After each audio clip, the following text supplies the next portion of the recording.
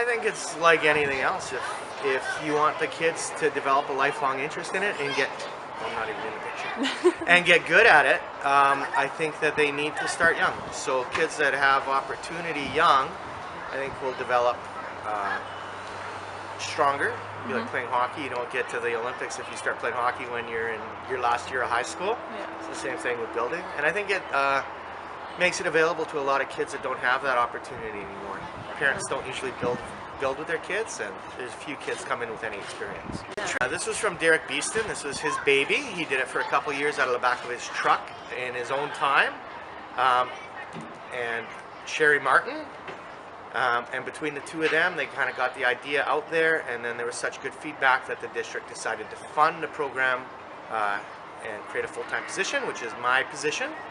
And we are the only school in the province, or the only board in the province, doing stuff like this. So we're actually, the ministry has contacted us, and many other school boards have come to see what we're doing. So we're kind of cutting edge in that. Trailer is intended for 4 to 7. So when they developed the program, they found that when kids kind of started to turn off of elementary school, it was about grade 4, and they'd kind of done it by grade 7 if they were going to do it. So we thought if we could reach those kids and keep them interested in it and give them something to look forward to for high school, that we might have really resounding impact with them. Here we are doing a pilot though with some grade 2 kids and some kindergartens we'll be building. We worked at the children's conference this year. We brought the trades trailer there, and we spent a Saturday building with them, and we had kids as young as 3 built. This was the first project I kind of came up with. And the idea behind it is I went, and being a math science teacher, I looked first of all at the aspects in math science I thought didn't get addressed as deeply as they could have in elementary schools. Basically because I think there were applications and there's not enough time or funding. So I built my project around that. So with the idea with the birdhouses is the actual build of the birdhouse, a very small part of it. They'll learn about measurement, and they'll learn about fractions up to 1/8 of an inch and be able to use tape measures.